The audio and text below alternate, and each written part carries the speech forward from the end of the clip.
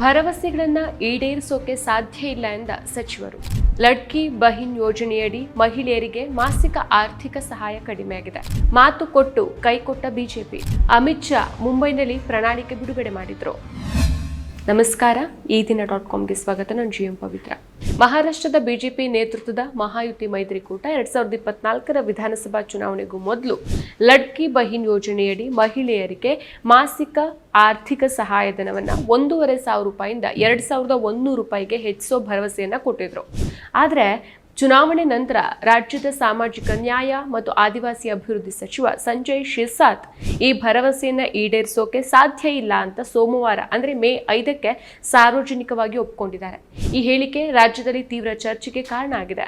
ಸರ್ಕಾರದ ಆರ್ಥಿಕ ನೀತಿಗಳು ಮತ್ತು ಚುನಾವಣಾ ಭರವಸೆಗಳ ವಿಶ್ವಾಸಾರ್ಹತೆ ಬಗ್ಗೆ ಪ್ರಶ್ನೆಗಳನ್ನ ಎತ್ತಿದೆ. ಈ ಯೋಜನೆ ಮಹಾರಾಷ್ಟ್ರದ ಮಹಿಳೆಯರ ಆರ್ಥಿಕ ಸಬಲೀಕರಣಕ್ಕಾಗಿ 2024ರಲ್ಲಿ ಆಡಳಿತಾರೂಢ ಮಹಾಯುತಿ ಸರ್ಕಾರ ಜಾರಿಗೊಳಿಸಿದ ಒಂದು ಪ್ರಮುಖ ಕಲ್ಯಾಣ ಕಾರ್ಯಕ್ರಮ. ಈ ಯೋಜನೆಯಡಿ ಅರ್ಹ ಮಹಿಳೆಯರಿಗೆ ಮಾಸಿಕ ₹1,500 ಆರ್ಥಿಕ ಸಹಾಯವನ್ನ ನೇರವಾಗಿ ಅವರ ಬ್ಯಾಂಕ್ ಖಾತೆಗಳಿಗೆ ವರ್ಗಾಯಿಸಲಾಗುತ್ತೆ. ಈ ಯೋಜನೆಯ ಉದ್ದೇಶ ಕಡಿಮೆ ಆದಾಯದ ಕುಟುಂಬದ ಮಹಿಳೆಯರಿಗೆ ಆರ್ಥಿಕ ಬೆಂಬಲವನ್ನು ಒದಗಿಸೋದು, ಇದರಿಂದ ಅವರ ಜೀವನ ಮಟ್ಟವನ್ನು ಸುಧಾರಿಸೋದು. ಈ ಯೋಜನೆ ಗ್ರಾಮೀಣ ಮತ್ತು ನಗರ ಪ್ರದೇಶಗಳಲ್ಲಿ ವ್ಯಾಪಕವಾದ ಗಮನವನ್ನು ಸೆಳೆದಿತ್ತು.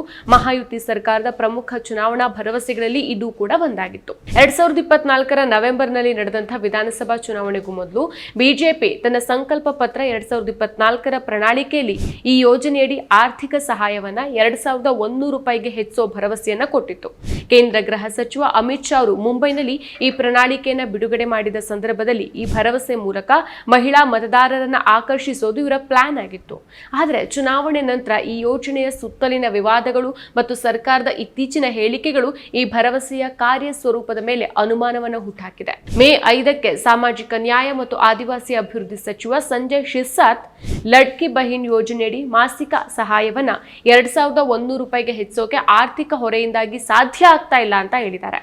ಇನ್ನು PTI ವರದಿ ಪ್ರಕಾರ ಈ ಭರವಸೆನ ಈಡೇರಿಸೋಕೆ ಸರ್ಕಾರಕ್ಕೆ ಸಾಧ್ಯ ಆಗದೇ ಇರೋದನ್ನ ಸಾರ್ವಜನಿಕವಾಗಿ ಒಪ್ಕೊಂಡಿರೋದು ಇದೇ ಮೊದಲು. ಶಿರ್ಸಾಟ್ ಅವರು ಪ್ರಸ್ತುತ ₹1,500 ಮಾಸಿಕ ಸಹಾಯವನ್ನ ಮುಂದುವರೆಸಲಾಗುವುದು ಅಂತ ಅಷ್ಟೇ ಸ್ಪಷ್ಟಪಡಿಸಿದ್ದಾರೆ. ಆದರೆ ಈ ಯೋಜನೆಗೆ ಸಂಬಂಧಿಸಿದಂತೆ ಇತರ ಆರ್ಥಿಕ ಸವಾಲುಗಳ ಬಗ್ಗೆಯೂ ಸಹ ಆತಂಕವನ್ನ ವ್ಯಕ್ತಪಡಿಸಿದ್ದಾರೆ. ಈ ಯೋಜನೆಗೆ ಸಾಮಾಜಿಕ ನ್ಯಾಯ ಮತ್ತು ಆದಿವಾಸಿ ಕಲ್ಯಾಣಕ್ಕಾಗಿ ಮೀಸಲಿಟ್ಟಂತಹ ನಿಧಿಯನ್ನ ವರ್ಗಾಯಿಸಲಾಗಿದೆ ಅಂತ ಕೂಡ ಹೇಳಿದ್ದಾರೆ. ಈ ಹೇಳಿಕೆ ರಾಜ್ಯದ ಆರ್ಥಿಕ ಆಡಳಿತದ ಮೇಲೆ ಗಂಭೀರ ಪ್ರಶ್ನೆಗಳನ್ನು ಎತ್ತಿದೆ. ಶಿರ್ಸಾಟರ ಈ ಒಪ್ಪಿಗೆ ರಾಜಕೀಯ ವಲಯದಲ್ಲಿ ವಿವಾದವನ್ನು ಸೃಷ್ಟಿ ಮಾಡಿದೆ. ಇನ್ನು ವಿಪಕ್ಷಗಳಾದ ಕಾಂಗ್ರೆಸ್ ಮತ್ತು ಇತರ ಪಕ್ಷಗಳು ಬಿಜೆಪಿ ಮತ್ತು ಮಹಾಯುತಿ ಸರ್ಕಾರ ಮತದಾರರನ್ನ ಗೆಲ್ಲೋಕೆ ಈ ಭರವಸೆಯನ್ನ ತಂತ್ರವಾಗಿ ಬಳಸಿಕೊಂಡಿದೆ ಅಂತ ಟೀಕಿಸಿದೆ. ಕಾಂಗ್ರೆಸ್ನ ಕರ್ನಾಟಕ ಘಟಕ ಎಕ್ಸ್ನಲ್ಲಿ ಪೋಸ್ಟ್ ಮಾಡಿದಂತೆ ಮಹಾರಾಷ್ಟ್ರದಲ್ಲಿ ಲಡ್ಕಿ ಬೆಹನ್ ಯೋಜನೆಗೆ ಕತ್ತರಿ ಅಂತ ಆರೋಪಿಸಿ ಸರ್ಕಾರ ₹2,100 ಭರವಸೆಯನ್ನ ಈಡೇರಿಸದೆ 61 ಲಕ್ಷ ಮಹಿಳೆಯರನ್ನ ಫಲಾನುಭವಿಗಳ ಪಟ್ಟಿಯಿಂದ ಕೈಬಿಟ್ಟಿದೆ ಅಂತ ದೂರಿದೆ. ಈ ಭರವಸೆಯ ಹಿಂದಿನ ಉದ್ದೇಶ ಕೇವಲ ಮತಗಳನ್ನ ಗಳಿಸೋ ರಾಜಕೀಯ ತಂತ್ರ ಆಗಿತ್ತು ಅನ್ನೋದು ಈಗ ಸ್ಪಷ್ಟವಾಗಿದೆ. ಶಿರ್ಸಾಟ್ ಅವರ ಹೇಳಿಕೆ ಆಘಾತಕಾರಿಯಾಗಿದೆ. ಯಾಕಂದ್ರೆ ಇದು ಸರ್ಕಾರದ ಆಂತರಿಕ ದೌರ್ಬಲ್ಯಗಳನ್ನ ಮತ್ತು ಆರ್ಥಿಕ ಯೋಜನೆಯ ಕೊರತೆಯನ್ನ ಬಯಲಿಗಿಳಿಯುತ್ತೆ. ಚುನಾವಣೆಗೂ ಮೊದಲು ಈ ಭರವಸೆಯನ್ನು ನೀಡುವಾಗ ಆರ್ಥಿಕ ಸಾಧ್ಯತೆಯ ಬಗ್ಗೆ ಸರಿಯಾಗಿ ಯೋಜನೆ ಇಲ್ಲದೆ ಬಿಜೆಪಿ ಕೇವಲ ರಾಜಕೀಯ ಲಾಭಕ್ಕಾಗಿ ಜನರ ಭಾವನೆಗಳ ಜೊತೆಗೆ ಆಟ ಆಡಿದೆ ಅನ್ನೋದು ಸ್ಪಷ್ಟವಾಗಿ ಕಾಣಿಸುತ್ತೆ. ಈ ಲಡ್ಕಿ ಬೆಹನ್ ಯೋಜನೆಯ ಆರ್ಥಿಕ ಸವಾಲುಗಳ ಬಗ್ಗೆ ನಿರ್ಧಾರ ಇದೀಗ ಕೇಂದ್ರ ಸರ್ಕಾರದ ಕೈಯಲ್ಲಿದೆ. ಮಾರ್ಚ್ನಲ್ಲಿ ರಾಜ್ಯ ಬಜೆಟ್ನಲ್ಲಿ ಈ ಯೋಜನೆಗೆ ₹10,000 ಕೋಟಿ ಕಡಿತವನ್ನು ಘೋಷಿಸಲಾಗಿತ್ತು. ಇದು ಆರ್ಥಿಕ ಸಂಕಷ್ಟದ ಸೂಚನೆಯಾಗಿತ್ತು. ಎಕ್ಸ್ನಲ್ಲಿ ರಾಜ್ದೀಪ್ ಸರ್ದೇಸಾಯಿ ಅವರ ಪೋಸ್ಟ್ ಪ್ರಕಾರ ಈ ಲಡ್ಕಿ ಬೆಹನ್ ಯೋಜನೆಗೆ ₹10,000 ಕೋಟಿ ಕಡಿತ ಆಗಿದ್ದು ₹2,100 ಭರವಸೆಯನ್ನ ತಾತ್ಕಾಲಿಕವಾಗಿ ಸ್ಥಗಿತಗೊಳಿಸಲಾಗಿದೆ. ಇದರ ಜೊತೆಗೆ ಫಲಾನುಭವಿಗಳಿಗೆ ಕಟ್ಟುನಿಟ್ಟಾದ ಅರ್ಹತಾ ಷರತ್ತುಗಳನ್ನು ವಿಧಿಸಲಾಗಿದ್ದು ಇದರಿಂದ ಯೋಜನೆಯ ವ್ಯಾಪ್ತಿಯನ್ನು ಕಡಿಮೆ ಮಾಡಲಾಗಿದೆ ಅಂತ ಹೇಳಿದ್ರು. ಇನ್ನೊಂದು ಕಡೆ ಶಿರ್ಸಾಟ್ ಅವರ ಆರೋಪದಂತೆ ಈ ಯೋಜನೆಗೆ ಸಾಮಾಜಿಕ ನ್ಯಾಯ ಮತ್ತು ಆದಿವಾಸಿ ಕಲ್ಯಾಣಕ್ಕಾಗಿ ಮೀಸಲಿಟ್ಟ ಒಂದು ನಿಧಿಯನ್ನ ವರ್ಗಾಯಿಸಲಾಗಿದೆ. ಇದು ಆಡಳಿತದೊಳಗಿನ ಆರ್ಥಿಕ ದುರ್ಬಳಕೆಯನ್ನು ಸೂಚಿಸುತ್ತೆ. ಈ ವಿಷಯ ಆದಿವಾಸಿ ಸಮುದಾಯಗಳಿಂದ ತೀವ್ರ ಆಕ್ಷೇಪಕ್ಕೆ ಕಾರಣ ಆಗಿದೆ. ಯಾಕಂದ್ರೆ ಈ ನಿಧಿಗಳು ಆ ಸಮುದಾಯಗಳ ಅಭಿವೃದ್ಧಿಗೆ ನಿರ್ಣಾಯಕ ಪಾತ್ರವನ್ನು ವಹಿಸುತ್ತೆ. ಸಂಜಯ್ ಶಿರ್ಸಾಟ್ ಅವರ ಈ ಹೇಳಿಕೆ ರಾಜಕೀಯವಾಗಿ ಮಹಾಯುತಿ ಸರ್ಕಾರಕ್ಕೆ ಮುಜುಗರವನ್ನ ಉಂಟು ಮಾಡಿದೆ.